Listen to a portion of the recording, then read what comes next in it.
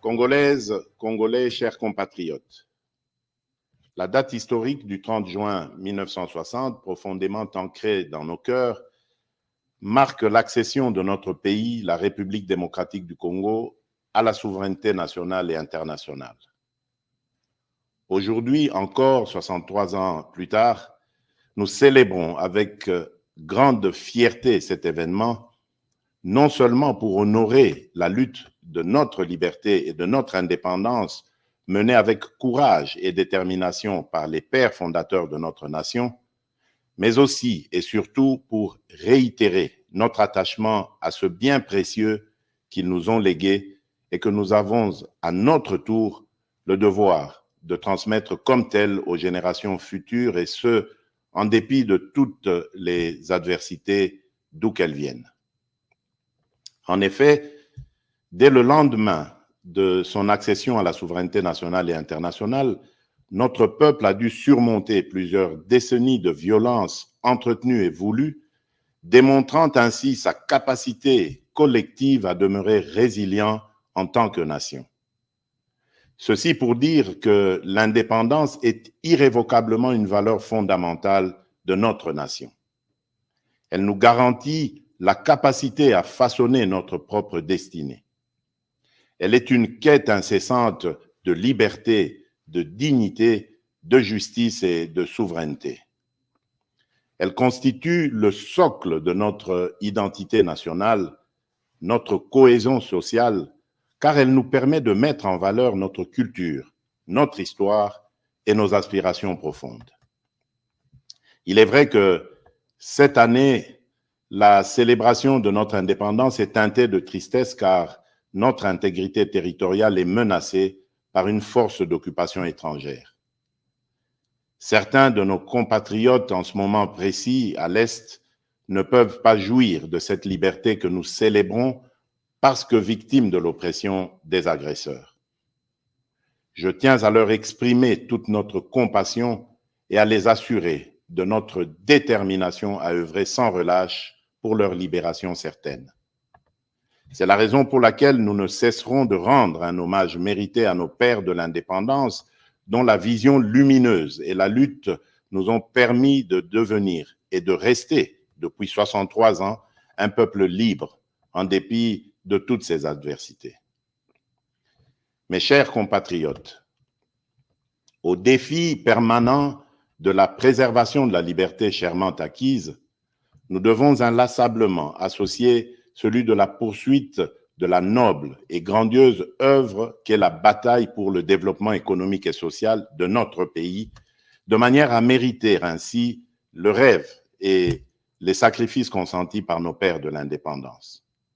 C'est seulement à cette condition que les générations futures pourront à leur tour être fiers de l'héritage que nous leur aurons légué. Cependant, laissez-moi vous dire que j'ai pleinement conscience de votre perplexité au regard de la baisse du pouvoir d'achat, surtout celui des plus démunis, dont les conséquences, bien que prévisibles sur le panier de la ménagère, se veulent pour certains difficilement surmontables. Les performances enregistrées au niveau des recettes intérieures, grâce à une évolution favorable des prix de produits de base et à la numérisation du processus de recouvrement, n'ont pas été suffisamment ressenties à cause du contexte économique mondial et de la situation sécuritaire à l'est de notre pays. En effet, l'enlisement de la guerre en Ukraine, d'une part, a occasionné la hausse des prix mondiaux des commodités et des matières premières, de l'énergie et des produits de première nécessité, entraînant ainsi des pressions inflationnistes dans le pays et même au sein des économies les plus robustes du monde. Et d'autre part, la guerre à l'est du pays a provoqué une augmentation significative du volume des dépenses exceptionnelles dans le domaine de la sécurité en vue de garantir notre intégrité territoriale. Cependant, les perspectives à court et moyen terme demeurent favorables et stables.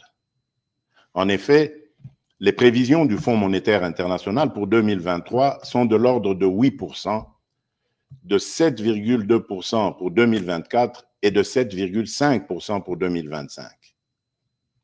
C'est ainsi que je voudrais vous rassurer que l'amélioration des conditions de vie de mes concitoyens demeure au cœur de mes priorités quotidiennes.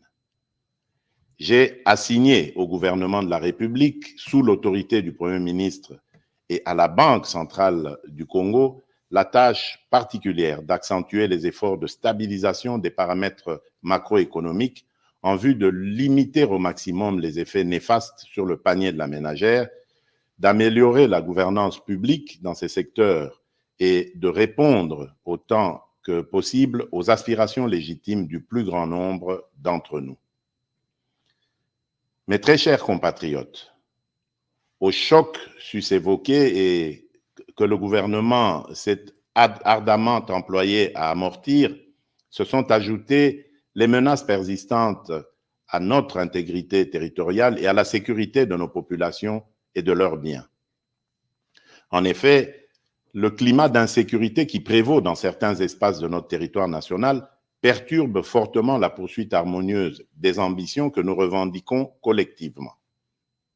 Comme vous le savez, notre pays fait face depuis de nombreux mois dans sa partie orientale à une agression vile et barbare perpétrée par un voisin belliqueux, le Rwanda, au nom d'intérêts obscurs et ignobles.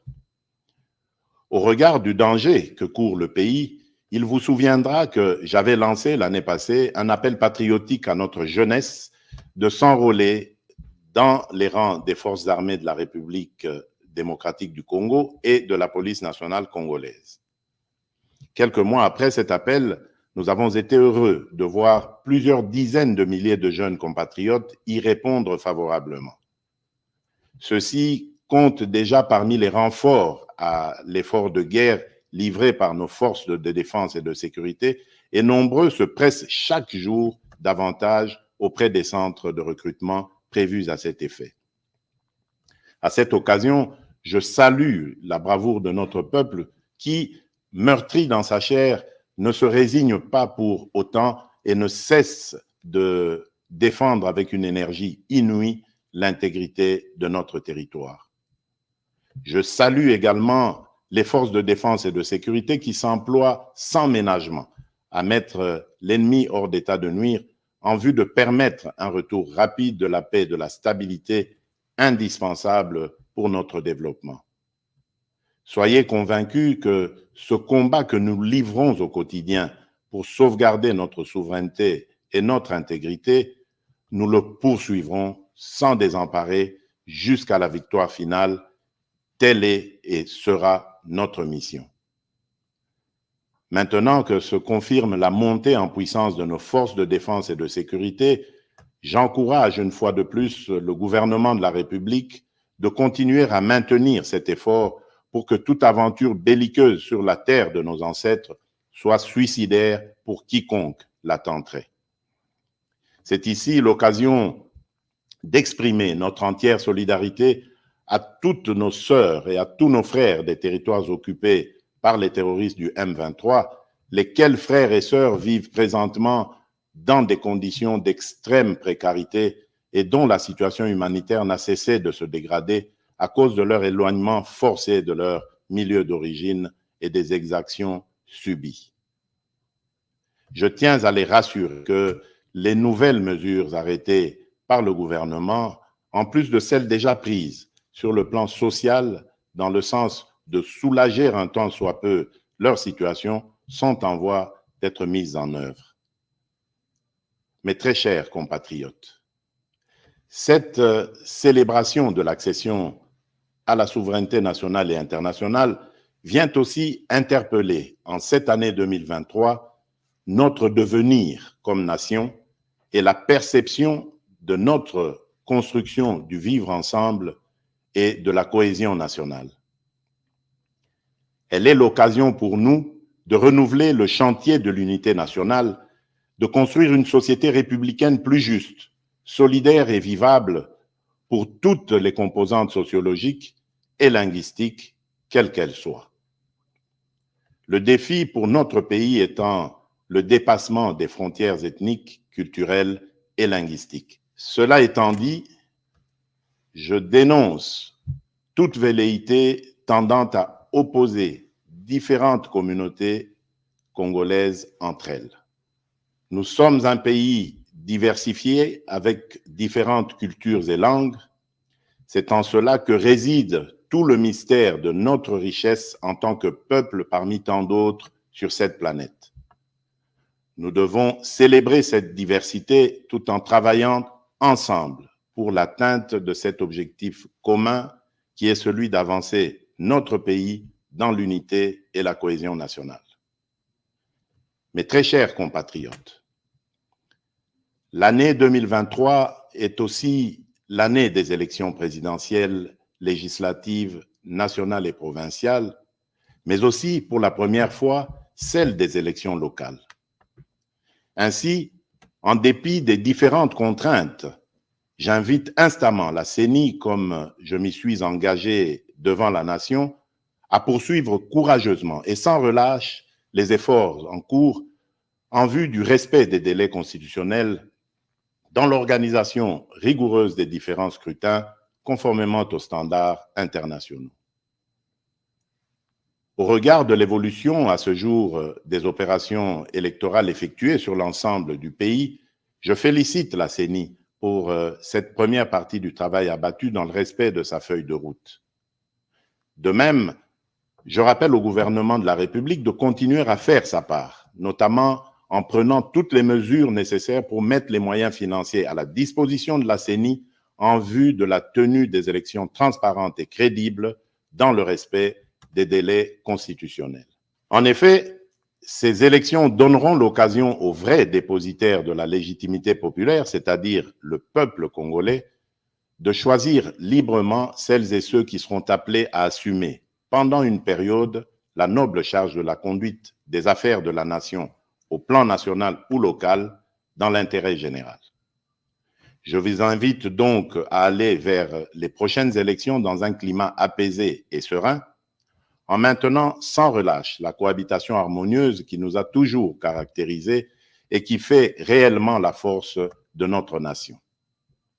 Nous devons absolument, pour cela, préserver dans notre beau pays l'unité, la cohésion sociale et la stabilité, nonobstant nos convictions et nos choix qui peuvent, bien entendu, être divergents. En ma qualité de garant de l'unité nationale et de la stabilité de notre pays, je continuerai à jouer pleinement mon rôle pour assurer ce climat de paix qui doit mener le pays sur la voie du développement durable. Mes chers compatriotes, en ce jour mémorable, le défi majeur reste celui d'associer les couches les plus démunies de notre population dans cette orbite du développement, gage d'une véritable indépendance. C'est le rôle assigné au programme de développement local des 145 territoires, le PDL 145T en sigle.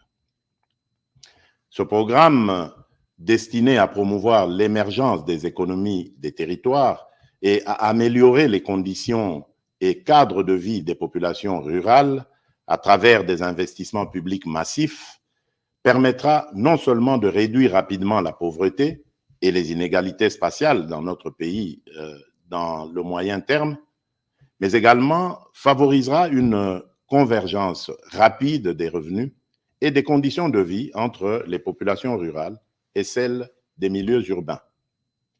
Je me réjouis de vous informer que les 3 agences d'exécution, chacune en ce qui la concerne, ont prévu de commencer à livrer les infrastructures socio-économiques de développement à la base, que sont les centres de santé, les écoles primaires et les bâtiments administratifs, dès le courant du mois de juillet prochain.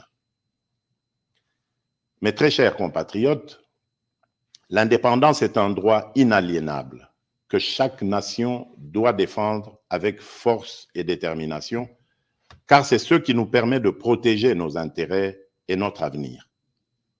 C'est ainsi que, pour terminer, j'en appelle à la mobilisation générale de nos énergies et de nos intelligences pour continuer à bâtir ensemble notre cher et beau pays, à préserver l'unité et la cohésion nationale, à protéger notre intégrité territoriale. Que Dieu bénisse la République démocratique du Congo et son peuple. Joyeuse fête de l'indépendance à toutes et à tous. Je vous remercie.